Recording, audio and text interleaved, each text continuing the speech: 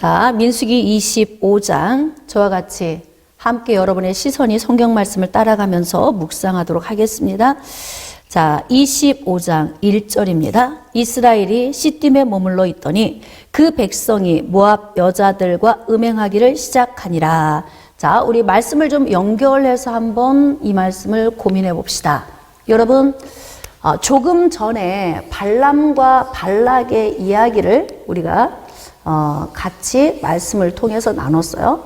지금 이스라엘 백성들이 여기 가데스 바네아에서 모압 변두리를 지나서 여기까지 와서 이 동편에 있는 땅을 정복하고 난 후에, 자, 모압 왕 발락이 이방인의 선지자 발람을 통해서 이스라엘을 저주하기를 요청을 했는데 하나님께서 개입하셔서 저주하는데 실패하고, 그리고 발람이 자기 곳으로 돌아가고 우리가 지금 24장에서 끝났단 말이에요. 그런데 그 이후에 기록된 지금 25장의 이 사건은, 자, 발락은 모압 왕이죠. 그러니까 지금 여기가 점령당했기 때문에 두려워서 이들을 저주하라고 했는데 안 됐어요. 그런데 모압이 하나의 작전, 전략을 세운 것입니다. 그 전략이 무엇이냐면 모압 여자들과 음행하기를 시작했다. 자, 이 일은 뭐냐면 그 여자들이 자기 신들에게 제사할 때에 이스라엘 백성들을 초청을 했다는 거예요. 여러분, 이제 우리가 인생을 살면서 잘못된 전략에 휘말려 들어갈 수 있습니다. 그러니까 전략이 좋은 쪽이 승리하는 거예요, 항상. 우리가 싸울 때 기도하면 하나님이 도와주셔. 이렇게 마구잡이로 싸우는 게 아니라 우리도 아주 치밀한 전략이 필요해요. 영적으로도 전략이 필요하고 육신적으로도 전략이 필요합니다. 그런데 발람이 저주를 하지 못하고 축복을 하고 돌아갈 때에 어떤 영향력을 끼쳤냐면 발람이 하나 전략을 주고 갔어요. 자, 이걸 우리가 어떻게 하느냐? 민수기 31장으로 나갑시다. 자, 민수기 31장 14절로 16절. 모세가 군대의 지휘관 곧 싸움에서 돌아온 천부장들과 백부장들에게 노하니라. 모세가 그들에게 이르되 너희가 여자들을 다 살려두었느냐? 자, 이 여자들이 어떤 여자들일까요? 모압 여자들이에요. 보라, 이들이 발람의 꾀를 따라, 자, 밑줄 그으세요. 발람의 꾀를 따라 이방인의 선지자 발람이 이스라엘을 저주하지 못하고 하나님의 개입하심 때문에 4번이나 축복을 하고 돌아갔단 말이에요. 자, 근데 그때 가면서 발람이 어떤 전략을 모압 왕에게 주고 갔냐면, 이스라엘 자손을 부올의 사건에서 여호와 앞에 범죄하게 하여 여호와의 회중 가운데 연병이 일어나게 했어요. 그러니까 발람의 꾀를 따라, 어떤 꾀? 자, 이제 25장으로 돌아갑시다. 다시. 모압 여자들과 음행하기를 시작했는데 그 여자들이 자기 신들에게 제사할 때에 이스라엘 백성을 청하매 백성이 먹고 그들의 신들에게 절함으로, 이것이 발람의 전략이었다는 거예요. 그러니까 저주가 안 되고 할 수 없기 때문에 발람이 전략을 주고 간 것을 발락이 자신의 백성들에게, 특히 여자들에게 지시를 내린 거죠. 야, 잘 꾸미고 나가서 이스라엘 남자들을 좀 미혹해 와라. 그리고 너희들의 제사에 초대를 해라. 자연스럽게 그 모압 여인들의 그 미혹에 이끌려 들어가서 제사에 동참하고 그들과 혼합하게 되는 문제가 발생된 거예요. 그러니까 발람이 참 교묘하죠.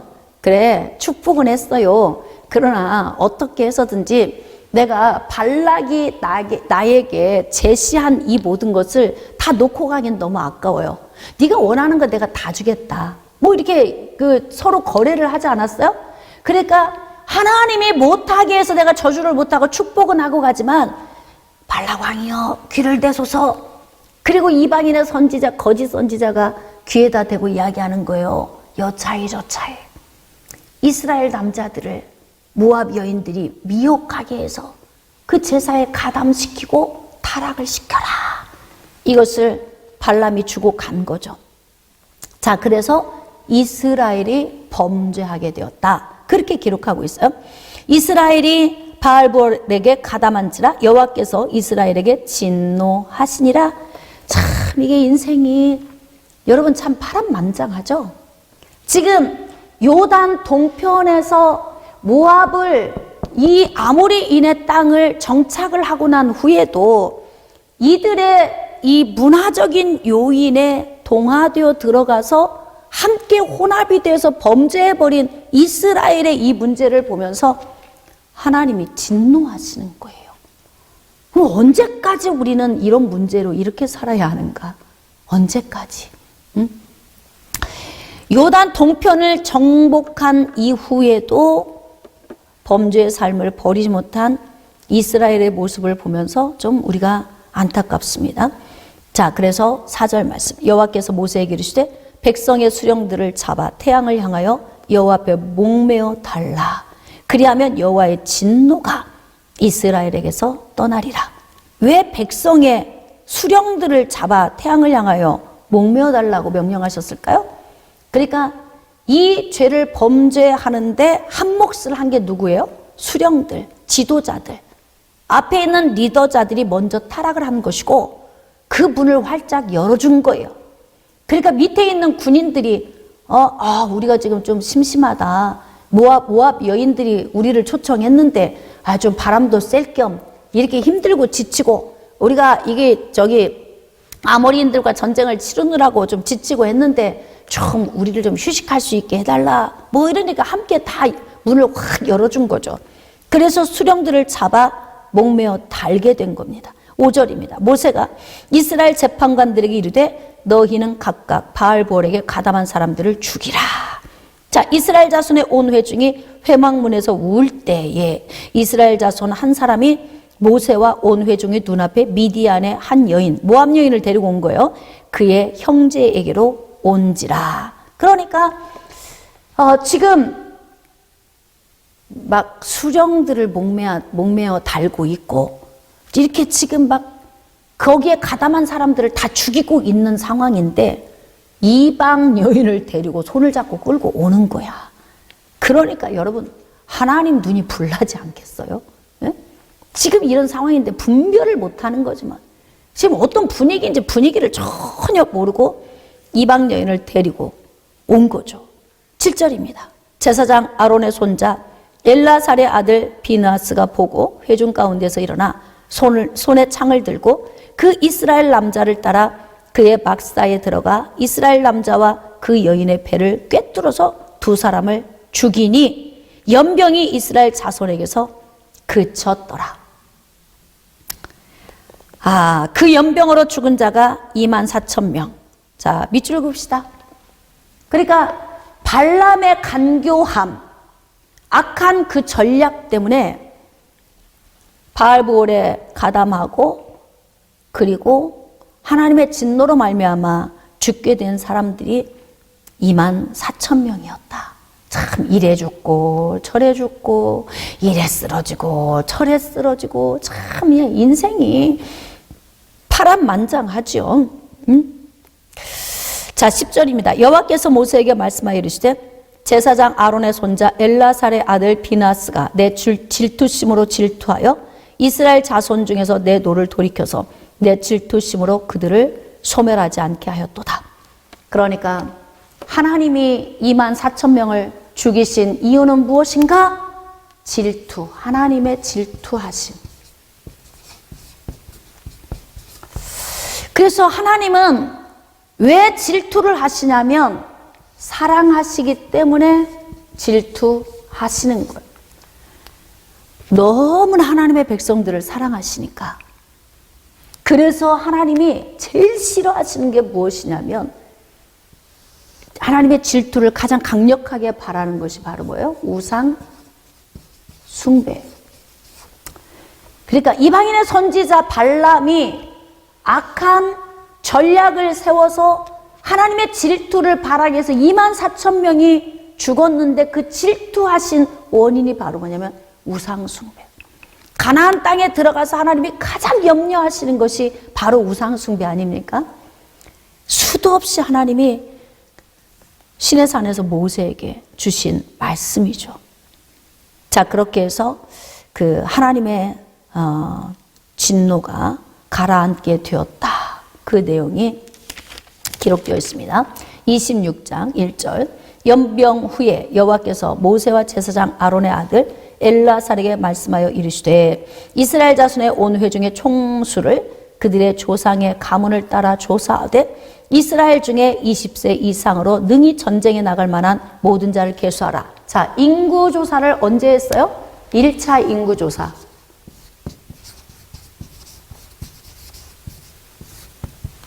이 1차 인구조사는 시내산에서 출발하기 전에 하나님께서 모세를 통하여서 율법을 주시고 그리고 다시 진행하기 전에 인구조사를 했어요. 어떻게? 20세 이상 전쟁에 나갈 수 있는 자.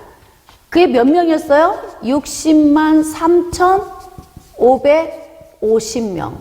이게 1차 인구조사였어요. 이게 이 사람들은 애굽에서 나온 사람들이고 지금은 하나님이 선포하신 40년의 광야에서 맴도는 시간이 꽉 차가고 있는 이제 정복할 시기가 다가온 시기예요. 그러니까 벌써 1차 인구 조사를 하고 나서 시간이 거의 39년 이상이 지난 거예요. 근데 그 기간 동안에 어떤 일이 벌어졌어요?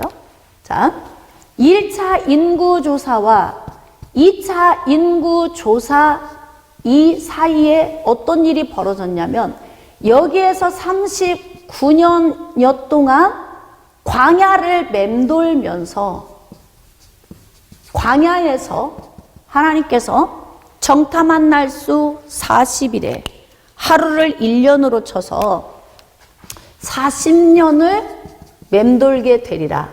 그리고 너희들이 다 엎드러질 때까지 하나님이 기다리신다고 한 거죠. 그러니까 1차 인구조사와 2차 인구조사 사이에서는 어떤 게 있냐면 세대 교체가 이루어진 거예요. 어떻게 세대 교체가 이루어졌냐면 1차 인구조사, 여기 1차 인구조사 때에는 자, 출애굽 세대.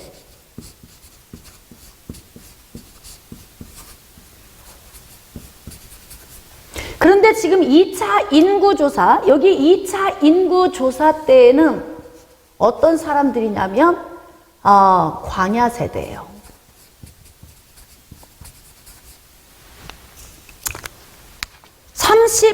거의 이제 40년 동안을 광야에서 맴도는 동안 출애굽해서 20세 이상 된 사람 다 죽었잖아요. 그리고 20세 이하가 벌써 나이를 먹었으니까 19살이라면 40년이 지났으니까 몇 살이에요? 거의 60이 되죠. 전쟁에 못 나가요.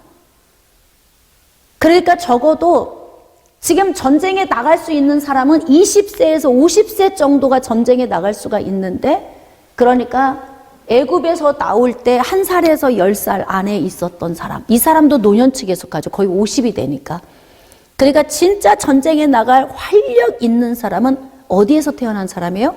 광야에서 태어난 사람이에요.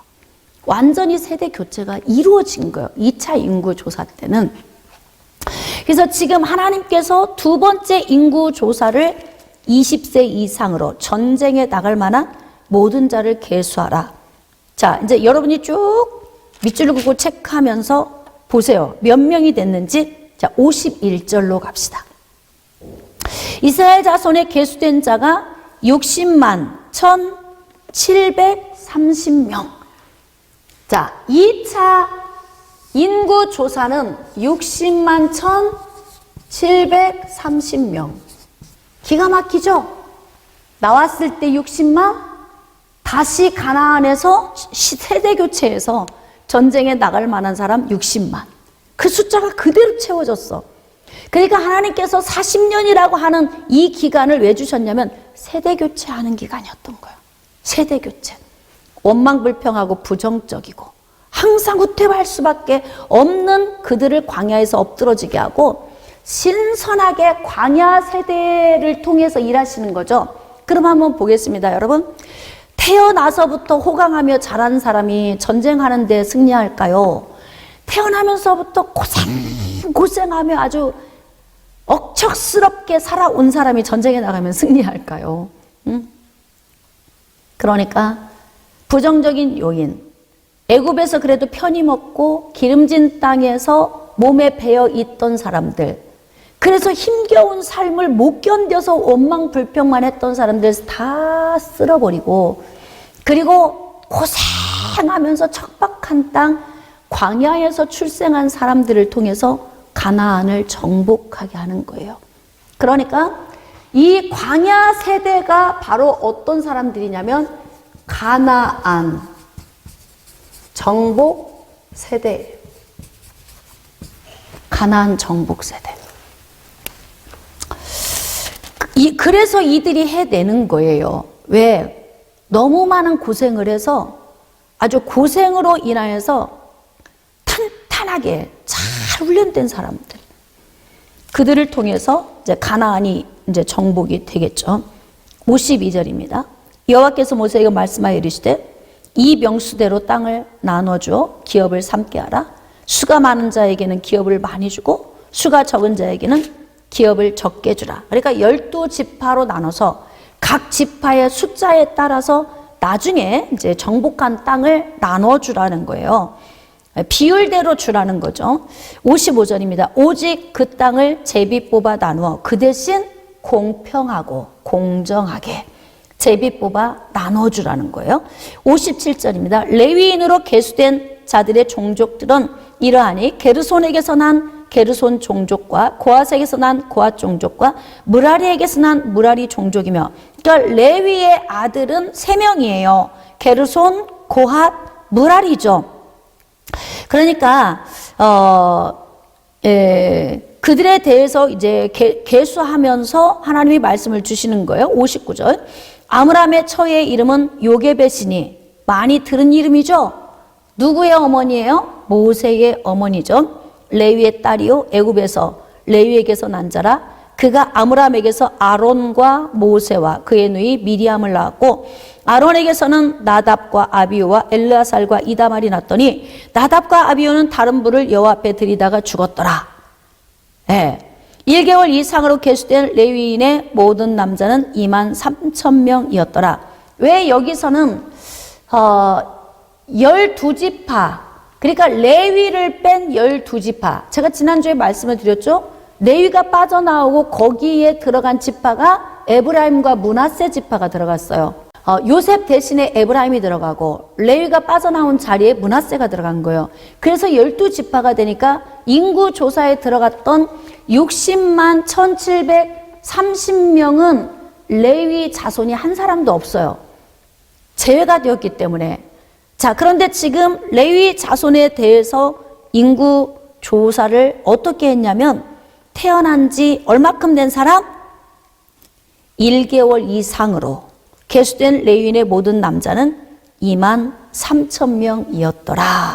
자, 그래서 이제 또 그 레위인을 통해서 하나님이 하시고자 하는 일을 인구 계수를 통해서 또 계획을 세우겠죠. 63절입니다. 이는 모세와 제사장 엘라살이 계수한 자라. 그들이 여리고 맞은편 요단가 모압 평지에서 이스라엘 자손을 계수한 중에는 모세와 제사장 아론이 시내 광야에서 계수한, 자, 그러니까 1차 계수한 사람들이 어떻게 했다? 한 사람도 들지 못했다. 다시 말하면 세대 교체가 완전히 이루어졌다는 거예요. 그러니까 모세가 시내 광야에서 계수한 게 1차 인구 계수예요. 그때 60만 3,550명. 그런데 그들은 여호수아와 갈렙 빼고는 한 사람도 없다는 이야기예요. 그럼 무슨 이야기예요? 다 죽었다. 그 이야기잖아요. 그래서 지금 2차 인구 개수를 했을 때는 1차 인구 개수에 든 사람이 하나도 없다는 이야기 아닙니까? 자, 이는 여호와께서 그들에게 대하여 말씀하시기를 그들이 반드시 광야에서 죽으리라 하셨습니다. 그러니까 하나님께서 자연사에서 죽을 때까지 40년을 인내하고 기다리신 거 아닙니까? 이러므로 여분네의 아들 갈렙과 눈의 아들 여호수아 외에는 한 사람도 남지 아니하였더라. 자, 이제 그림이 좀 그려지시죠? 어떻게 이제 광야에서 그렇게 오랜 세월을 보냈고 인구조사할 때 보니까 하나님의 말씀이 반드시 성취된다. 너희들 못 들어가. 그 말씀이 성취된 것을 2차 인구조사를 통해서 우리에게 확인시켜 주시는 거예요. 그래서 야, 하나님이 계획하시면 반드시 이루어 가시는구나. 이 계획을 변경시킬 수도 있는 계획임에도 불구하고 우리는 어리석어서 우리의 삶을 유턴하지 않고 회개하지 않으니까 결국 하나님의 말씀대로 된 것은 그 성취를 우리가 어떻게 했다? 잘못된 선택으로 인하여서 하나님의 성취를 이루는 그런 문제를 우리가 발생시켰다는 것을 알 수 있게 됩니다. 자, 27장 1절에서 11절까지는 여러분이 좀 읽어보시면 되겠고요. 자, 12절 여호와께서 모세에게 이르시되 너는 이 아바림 산에 올라가서 내가 이스라엘 자손에게 준 땅을 바라보라. 자, 본 후에는 내 형 아론이 돌아간 것 같이 너도 조상에게로 돌아가리니. 여러분 지금 비스가 산 꼭대기 올라가라고 하는 거잖아요. 그러니까 미리암 죽었지? 그 다음에 아론 죽었잖아요. 아론. 그런데 이제 하나님께서 또 모세도 데려가시는 거예요. 왜 그런 거예요? 제2차 가데스 바네아 사건. 예? 2강 때 말씀을 드렸던 것처럼 그 사건에서 하나님의 거룩함을 나타내지 않은 것 때문에 하나님께서 바위를 향하여 명령하라 말씀하셨는데 지팡이로 2번 혈기를 내면서 바위를 친 거예요.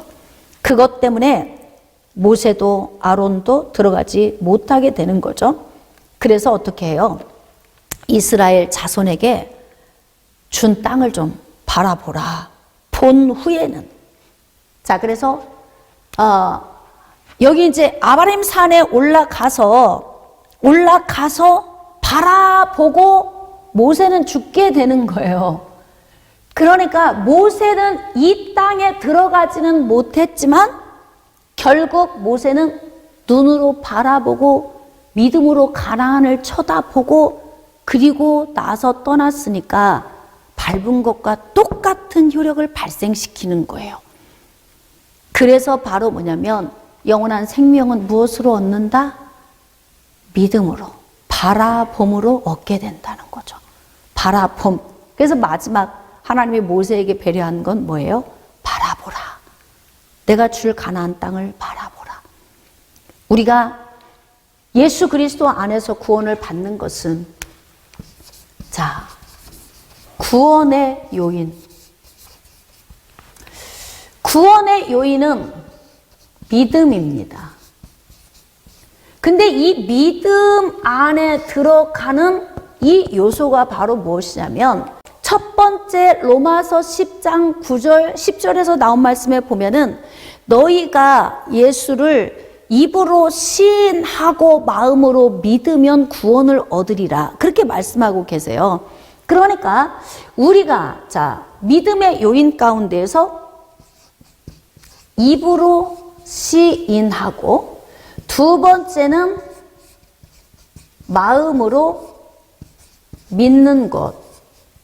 그런데 입으로 시인하는 이것이 어디에서 출발해야 하냐면 마음에서 믿는 것에서 출발해서 시인해야 돼요.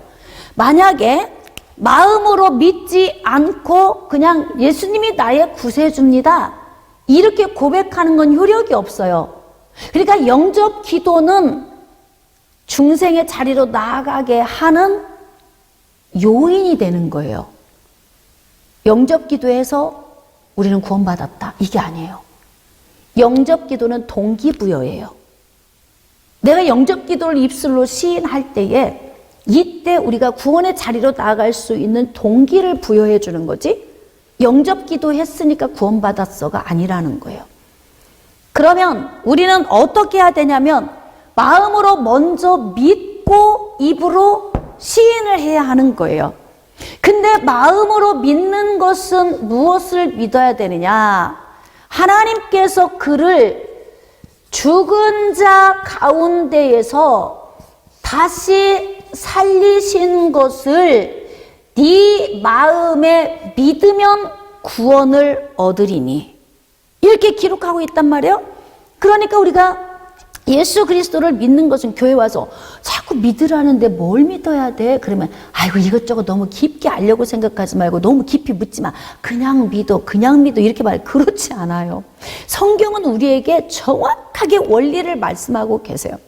그러니까 우리가 입술로 시인하기 전에 먼저 마음으로 믿어야 하는데, 마음으로 믿어야 하는 것은 바로 예수 그리스도가 죽은 지 사흘 만에 부활한 것. 그러니까 예수 그리스도의 죽으심과 부활이에요. 여러분, 예수 그리스도의 죽으심은 여기에서 예수 그리스도의 피의 효력을 말씀하시는 거예요. 십자가 위에서 죽으심, 피의 효력.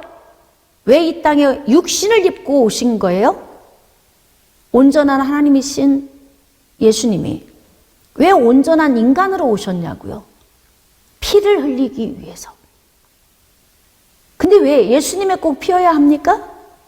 남자의 씨는 유전된 죄가 있기 때문에 죄인을 씻을 수가 없어요. 그래서 사람의 씨가 아닌 성령으로 잉태된 처녀 마리아의 몸에서 태어난 예수 그리스도, 죄가 없으신 하나님의 아들이 인간의 죄를 사하실 수 있는 거예요. 그래서 피를 흘리시기 위해서 육신을 입고 오셨고, 십자가 위에서 물과 피를 다 쏟으신 거죠. 그 피가 우리의 죄를 씻어주시는 거예요. 그런데 예수 그리스도가 죽은 지 사흘 만에 부활을 하셨다는 이 의미는 무엇이냐면 생명이시다. 생명. 우리가 씨앗을 땅에 뿌리면 씨앗이 죽어있는 씨앗도 있고 생명이 있는 씨앗도 있어요. 씨앗을 100개를 뿌리면 100개가 다 싹이 나는 게 아니에요. 그 가운데서 생명이 있는 것만 싹이 나요. 그런 것처럼 이 땅에 있는 모든 사람이 죽어서 땅속에 들어가는데 부활해서 나온 사람은 한 사람도 없어요. 왜 안 나와? 생명이 없기 때문에 안 나오는 거예요. 죄인이기 때문에. 그래서 하나님께서 생명을 부어 주셔야만이 살아날 수 있는 거예요. 그래서 마지막에 하나님의 성령이 우리를 일으키셔야 마지막 부활 때에 우리가 완전 구원의 자리로 나아가요. 그런데 예수님은 무덤 안에 들어가서 사흘 만에 일어나셨어요. 왜 일어나셨느냐? 생명이 있으시니까 무덤 속에 계실 수가 없는 거예요. 무덤 속에서 나오지 않은 존재는 신이 될 수가 없다. 우리가 지금 이 땅에서 재림 예수라고, 자칭 내가 하나님이라고, 뭐 어머니 하나님, 아버지 하나님, 재림 예수 아무리 외치지만 이들 죽어서 땅속에 들어가면 안 나옵니다. 영생불사? 죽지 않는다? 기다려 봅시다. 안 죽는지. 다 죽어요. 왜? 남자의 씨니까. 죄인으로 태어난 자 어떻게 영원히 살아요? 그리고 땅속에 들어갔는데 어떻게 일어나요? 생명이 없는데? 그런 존재를 하나님으로 믿고 재림 예수로 믿는 그런 어리석은 사람들. 왜 믿는 거예요? 말씀의 지식이 없어서 가려버린 거예요. 그러니까 맹인된 거죠. 맹인된 거. 안 보이는 거, 분별력이 안 되는 거예요. 그래서 속는 거죠. 거짓 증거에. 땅속에서 나오지 못한 자는 신이 될 수가 없어요. 창세 이래 땅속에 들어갔다가 무덤을 깨뜨리고 나오신 분은 예수 그리스도 한 분이십니다. 그래서 예수 그리스도는 하나님의 아들로서 이 땅에 오셔서 생명이시기 때문에 부활을 하신 거예요. 그리고 승천하셔서 하나님 보좌 우편에 계시니까 지금 예수님은 살아계셔요. 우리를 지금 지켜보고 계시는 거예요. 그래서 우리는 살아있는 삼위일체 하나님을 믿는 거예요. 땅속에 들어가서 나오지 않은 자들은 신이 아니에요.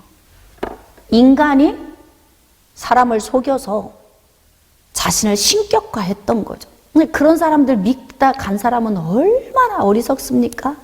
불행이죠. 눈 떠보면 지옥이죠. 천국 갈 수가 없어요. 그래서 우리는 이렇게 믿음으로 예수 그리스도를 바라보고 영원한 생명의 자리로 나아가는 거예요. 그래서 하나님께서 모세에게 가나안 땅에 네가 들어가지는 못하지만 아바림 산에 올라가라. 그리고 그곳에 올라가서 자, 쭉 바라봐. 알았지? 이 땅을 일단은 동편에 있는 땅을 다 정복을 했으니까. 그리고 서편으로 돌아가서 앞으로 저게 정복할 땅이야. 그런데 그 땅에서 유다의 자손으로 여자의 후손이 올 거야. 하나님과 얼마나 친밀한 대화를 나눴겠어요. 40년간. 내가 선지자들에게는 꿈도 주고 환상도 줬지? 모세는 대면하서 본 자야. 손대지 마. 내 종 모세 무시하지 말고 함부로 대하지 마. 그렇게 하나님이 아깝게 벌벌 떨었던 모세가 제2차 가데스에서 하나님의 거룩함을 나타내지 못한 것 때문에 가나안 땅을 들어가지 못하지만 하나님이 이렇게 모세를 사랑하시는 걸 우리가 알 수 있어요. 모세야 고생했다 40년간. 다른 사람 같으면 이미 그냥 애굽에서 나올 때 홍해 앞에서 다 쓸어버렸을 거야. 그런데 네가 온유한 자여서 40년간 이끌어와줘서 고맙다. 너였으니까 했어. 네가 내 거룩함을 나타내지 못했으니까. 네가 세상을 떠나지만 그래도 믿음으로 바라봐라. 그러니까 모세의 가슴도 아팠겠지. 하나님도 얼마나 마음이 아프셨겠어요. 가나안 땅을 밟아보지 못하고 들어가는 그 이스라엘을 만나서 40년간 고생만 하다가 떠나야 하는 그 모세의 인생을 보면서 우리도 좀 끝까지 참아야 된다. 그래도 하나님은 구원할 자를 반드시 구원하신다. 이걸 알게 되는 거예요. 그래서 구원은 믿음으로 받는 것이다. 하나님의 은혜로 구원을 받는 거예요. 이 모세의 이 장면을 제가 말씀을 읽을 때마다 너무 안타깝죠. 엄청 고생했는데 진짜 아닌 사람들과 엮여서 힘들게 40년 고생했는데 가나안 땅 바라보지도 못하고 죽으면 어쩔 뻔했어요. 근데 하나님께서는 모세에게 믿음으로 바라보라고 말씀하시고 수고했다. 고생 많았다. 너였으니까 해냈어. 그리고 하나님이 하나님 품으로 인도하여 가셨잖아요.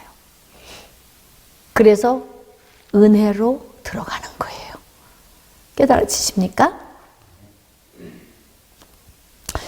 자, 12절 다시. 여호와께서 모세에게 이르시되 너는 이 아바림 산에 올라가서 내가 이스라엘 자손에게 준 땅을 바라보라. 본 후에는 내 형 아론이 돌아간 것 같이 너도 조상에게로 돌아가리니 이는 신 광야에서 회중이 분쟁할 때에 너희가 내 명령을 거역하고 그 물가에서 내 거룩함을 그들의 목전에 나타나지 아니하였습니다. 이 물은 신광야 가데스 무리바 물이니라. 2차 가데스 사건, 모세에겐 너무너무 가슴이 아픈 사건이죠. 정말 발등을 찍고 싶을 만큼 모세는 회한의 눈물을 많이 흘렸을 거예요. 자, 15절입니다. 모세가 여호와께 여짜와 이르되 여호와 모든 육체의 생명이 하나님이시여 원하건대 한 사람을 이 회중 위에 세워서 그로 그들 앞에 출입하며 그들을 인도하여 출입하게 하사 여호와의 회중이 목자 없는 양과 같이 되지 않게 하옵소서. 참 그릇 크죠. 그냥 세상을 떠나는 입장에서 만사가 귀찮아. 내가 뭐 떠날 때 됐는데 뭐 더 생각할 게 뭐 있어. 여러분 죽음을 앞에 두면요 이 땅에 있는 게 아무것도 안 보여요. 여러분이 죽음 앞에 서본 적 있어요? 아침에 일어나 세수하는 것도 의미가 없고 좋은 옷 아끼고 애지중지했던 옷을 입는 것도 의미가 없어. 아무 의미가 없어요. 나는 그 죽음의 목전 앞에서 경험을 해봤어요. 얼굴에 화장을 하는 게 뭔 의미가 있으며 나를 꾸미는 게 뭔 의미가 있고 아무 의미가 없어요. 그러니까 그냥 정말 자포자기하는 마음으로 세상을 떠날 수도 있겠지만 모세는 확실히 큰 그릇입니다. 이 세상을 떠나기에 앞서 남겨놓고 가는 이 남아있는 문제에 대해서 근심이 되는 거예요. 내가 떠나고 나면 이스라엘 회중이 얼마나 혼란스러울까. 그렇지 않아도 부정적이고 그렇게 후퇴할 수밖에 없는 요인을 가진 이들이 어떻게 요단 서편을 정복할 것인가. 이게 모세의 부담감이야. 주님 앞에 가니까 미련은 없어. 그런데 남겨놓고 가는 숙제를 놓고 가려니 다리가 안 뻗어져. 눈이 감아지지 않아요. 그래서 하나님께 간곡하게 자신 안에 있는 마음을 이야기하는데 기가 막혀요. 예? 이렇게 남겨놓고 가는 문제를 고민하고 있는 걸 보면 모세는 참 멋진 사람이다. 그러니까 40년을 이들을 이끌고 올 수 있었다는 거죠. 그래서 여호와께서 말씀을 주십니다. 모세에게 이르시되 눈의 아들 여호수아는 그 안에 영이 머무는 자니 너는 데려다가 그에게 안수하고. 참 깔끔하게 모든 문제를 해결하세요. 그러니까 하나님께서는 항상 준비된 자를 쓰셔요. 제가 여러분에게도 말씀드렸지만 여호수아는 이미 다음 차기 리더자가 될 준비를 하고 있었어요. 그러니까 모세 뒤에서 모세를 수종하면서 모세가 회막에서 하나님과 함께 영광 가운데 있을 때마다 모세는 진으로 돌아가는데 여호수아는 그 회막에 머물러 있는 거예요. 그러니까 모세가 가고 난 그 뒤에 영적인 여운, 그 여운을 사모하고 있는 거죠. 나도 모세처럼 하나님의 영광 안에 늘 있으면 좋겠다. 그러니까 거기 머물러 있지. 피곤한데 거기 왜 머물러 있어요? 빨리 들어가서 쉬어야지. 수종 드는 거 지쳤어. 모세 언제 들어가? 모세는 이렇게 맨날 하나님 영광 가운데 있지만 나는 뒤에서 그냥 수발 드는 게 너무 힘들어. 이럴 수 있는데 여호수아는 그렇지 않았다는 거예요. 그러니까 모세가 진으로 돌아가서 모세는 휴식하고 있는 동안 여호수아는 하나님의 그 영광의 여운 뒤에서 하나님의 성령의 은혜를 맛보고 있었다는 거예요. 그러니까 여호수아의 그러한 마음의 중심을 아시고 하나님이 여호수아에게 영을 부어주셨어요. 그러니까 뭐라고 말씀하시냐면 아직 모세가 있는데 모세야 여호수아 안에는 내 영이 머무르고 있다. 그러니까 하나님께서 모세와 친구처럼 대면하고 함께 하셨지만 모세 주변에서도 하나님의 영을 사모하고 주님과 교통하는 자들이 있었다는 거예요. 그게 바로 대표적인 사람이 여호수아. 너는 그를 데려다가 그에게 안수하고 그를 제사장 엘라살과 온 회중 앞에 세우고 그들의 목전에서 그에게 위탁하여. 인생을 마무리할 때는 이렇게 해야 돼. 깔끔하게. 예? 내일은 우리에게 보장되지 않았어요. 오늘이 내 인생의 마지막이라고 생각하고 살아야 돼. 삶도 깔끔하게, 관계도 항상 깔끔하게, 집에서도 늘 버릴 것 버리고 정리하고, 만약에 내가 어느 순간에 세상을 떠난다고 하더라도 나의 느추한 삶이 남아있지 않도록 이런 마음이 항상 준비하는 가운데 있어야 돼요. 그러니까 내 인생의 삶을 좋은 것을 위탁하고 넘겨주고 느추한 건 다 정리하고 갈 수 있도록. 그래서 내 존귀를 그에게 돌려 이스라엘 자손의 온 회중을 그에게 복종하게 하라. 권위를 부어주라는 거죠. 네가 살아 있을 때 권위 부어주고 가야, 그래야 여호수아에게 그 권위가 넘어간다, 위임된다는 거예요. 이게 우리가 살아 있을 때 해야 하는 일이에요. 죽은 다음에는 이거 못해요. 근데 사람들은 숨이 꿀꺽 넘어가는 순간까지도 내가 죽을 것이라는 생각을 잘 안 해요. 그래서 뭐냐면 항상 제가 임종을 앞에 두신 분들을 만날 때마다 안타까운 것이, 목사님 천국에서 봬요, 제가 먼저 가서 기다릴게요, 이런 사람 한 사람도 없었어요. 거의 대부분 마지막 인사를 못 나누고 제가 다 임종을 시켰어요. 왜 그런 줄 아세요? 눈을 감는 그 순간까지도 내가 죽을 거라는 생각을 안 하더라고. 그 지혜로운 사람은 내 인생이 꺼져가고 마지막 불이 다 했다, 이걸 감지하고 정리할 수 있어야 돼. 우리 천국에서 만납시다. 목사님 제가 먼저 가서 기다릴게요. 그러면서 내가 주님 품으로 먼저 가니까 이렇게 좀 행복한 헤어짐, 이게 얼마나 좋습니까? 그런데 그렇게 안 하더라고요. 난 그렇게 하려고. 언제 갈지 모르지만 나는 내가 갈 날이 가까워 온다면 내 주변에 있는 사람들과 다 마지막 인사를 난 나누고 가고 싶어요. 마지막 축복도 하고 부탁도 하고 위임도 하고 깔끔하고 멋있게 그렇게 세상을 떠나고 싶어요. 그러니까 이렇게 위탁하고 넘겨주고, 이스라엘 백성들이 모세에게 복종했던 것처럼 여호수아에게도 복종할 수 있도록 다 깔끔하게 정리하고 가라고 하나님이 말씀하세요. 그는 제사장 엘라살 앞에 설 것이요, 엘라살은 그를 위하여 우림의 판결로서 여호와 앞에 물을 것이고, 그와 온 이스라엘 자손 곧 온 회중은 엘라살의 말을 따라 나가며 들어올 것이니라. 자, 모세가 여호와께서 자기에게 명령하신 대로 하여 여호수아를 데려다가 제사장 엘라살과 온 회중 앞에 세우고 그에게 안수하여 위탁하되 여호와께서 모세에게 명령하신 대로 하였더라. 여러분 얼마나 기가 막힙니까? 그렇죠? 지금 마지막 세상을 떠나야 하는데 정리를 깔끔하게 정리를 하고 모세가 이제 떠나게 돼요. 그런데 그 뒤에 조금씩 삽입된 말씀들이 좀 있습니다. 다음에 이 부분을 조금 더 다룬 다음에 이제 신명기 말씀에서 마지막 모세가 유언하듯이 40년을 회상하면서 나눴던 그 말씀을 하고, 그리고 이제 모세가 세상을 떠나는데 이게 이제 신명기까지 가야 돼요.